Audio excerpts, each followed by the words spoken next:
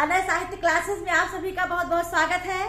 आप लोग हिंदी में अलंकार पढ़ रहे हैं और हम आप लोगों को अलंकार पढ़ा रहे हैं। मुझे पढ़ाने में बहुत आनंद आ रहा है, आपको पढ़ने में बहुत आनंद आ रहा है। तो आज हम लोग उसी आनंद के साथ अर्थालंकार के अर्थांतर न्यास पढ़ेंगे। अर्था अलंकार का भेद है अर्थांतर न्यास अलंकार। अर्थांतर न्यास अलंकार क्या है, आइए इसको देखते हैं। अर्थांतर न्यास अलंकार परिभाषा है, जब एक सामान्य बात का विशेष से और विशेष बात का सामान्य बात से समर्थन कराया जाए। जैसे तुम्हारे पक्ष में हम बोले और हमारे पक्ष में आप बोलो, हमारे पक्ष में आप, आपके पक्ष में हम, यही हमारा समर्थन आप लीजिए, आपका समर्थन हम।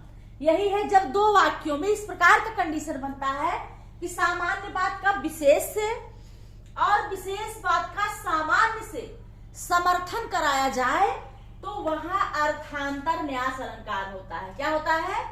अर्थांतर न्यास अलंकार। कब? जब प्रस्तुत के साथ के द्वारा अप्रस्तुत का, अप्रस्तुत के द्वारा प्रस्तुत का समर्थन कराया जाए, तो वहां पर होता है अर्थांतर न्यास। क्या होता है? अर्थांतर न्यास अलंकार। कब? सामान्य बात का विशेष से और विशेष बात का सामान्य से जब समर्थन कराया जाता है, वहां अर्थांतर न्यास अलंकार होता है। उदाहरण देखते हैं। उदाहरण है, जो छोड़त कुल आपनो ते पावत बहु खेद। जो छोड़त कुल आपनो ते पावत बहु खेद, लखऊ तंज बस बांसुरी लहे लौह को छेद। यहाँ पर कहते हैं कि जो अपना कुल परिवार छोड़ता है उसे बहुत ही कष्ट होता है, दुख होता है। जो छोड़त कुल आपनो, जो अपना परिवार छोड़ता है उसे बहुत दुख होता है।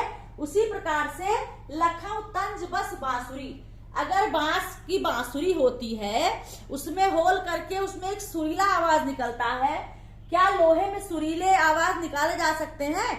लेकिन उस बांसुरी में उसी लोहे से छेद कराया जाता है। जिस प्रकार से लोहे से छेद करा करके बांसुरी में जो है, बांसुरी में आवाज निकलती है, और उसी प्रकार से अगर जो अपना कुल और परिवार छोड़ता है तो उसे क्या होता है? बहुत ही कष्ट होता है। तो बांसुरी में भी लोहे द्वारा छेद कराने पर बहुत ही कष्ट होता है, लेकिन बांसुरी में छेद होने के बाद वहां से सुरीली आवाज बहुत आती है। तो सामान्य बात का विशेष से, विशेष बात का सामान्य से समर्थन कराया गया। दूसरा है, जो बड़ेन को लघु कहे नहीं रहीम घट जाए। जो बड़ेन को लघु कहे नहीं रहीम घट जाए, गिरधर मुरलीधर कहे कछु दुख मानत नाय। कह रहे हैं, जो बड़ेन को लघु कहे नहीं रहीम घट जाए।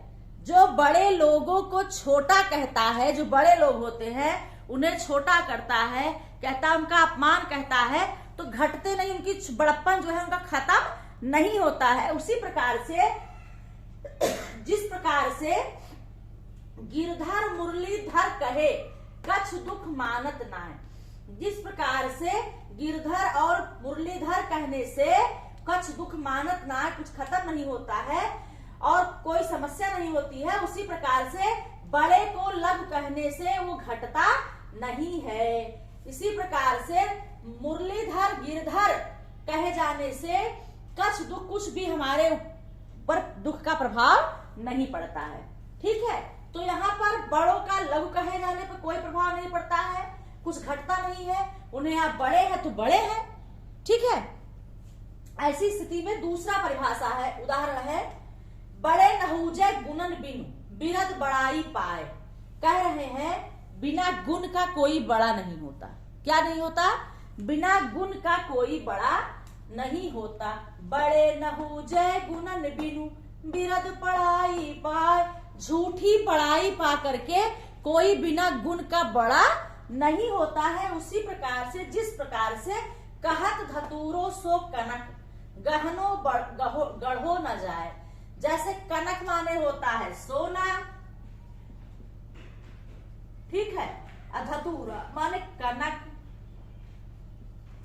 तो कनक जो है धतूरे का भी वो है पर्यायवाची है और सोने का भी क्या है, कनक है पर्यायवाची। लेकिन सोने का जो कनक है इससे तो गहना गढ़ा जा सकता है, लेकिन धतूरे से जो कनक बना हुआ है, धतूरे का जो कनक बना है, क्या उससे गहना गढ़ा जा सकता है? नहीं।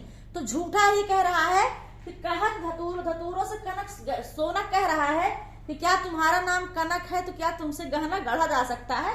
नहीं। तो इस प्रकार से कि बिना गुण के झूठी बड़ाई पा करके आप बड़े नहीं बन सकते हो। उसी प्रकार से जिस प्रकार से कहत धतूरो सो कनक, धतूरे से गहना कहता है, सोना कहता है कि तुम्हारा नाम भी कनक है, मेरा नाम भी कनक है, लेकिन हमसे गहना गढ़ा जा सकता है और धतूरे से गहना नहीं गढ़ा जा सकता, भले उनको कनक आप कहिए। तो यहाँ पर एक सामान्य बात का विशेष बात से समर्थन कराया गया है, वहां अर्थांतर न्यास अलंकार है। तो जो छोड़त कुल आपनो ते पावत बहु खेद, लखम तंज बस बासुरी लहे लहु को छेद, जो बड़े को लघु कहे नहीं रही में घट जाए, गिरधर मुरलीधर कहे कछ दुख मानत नाहि, बड़े न हुजे बड़न गुणन बिन बिरद बड़ाई पाए, कहत धतूरो सो कनक गहना गढ़ो न जाए। तो अर्थांतर न्यास प्रस्तुत कथन के द्वारा अप्रस्तुत कथन के द्वारा प्रस्तुत का समर्थन कराया जाए, अथवा एक सामान्य का विशेष से और विशेष से सामान्य का समर्थन कराया जाए, अर्थांतर न्यास अलंकार होता है। तो आज की कक्षा में अर्थांतर न्यास अलंकार के साथ मैं आपसे विराम लेती हूँ। अगली कक्षा में अगले अलंकार के साथ मैं आपसे फिर मिलती हूँ। तब तक के लिए आप लोग स्वस्थ रहें, मस्त रहें। धन्यवाद।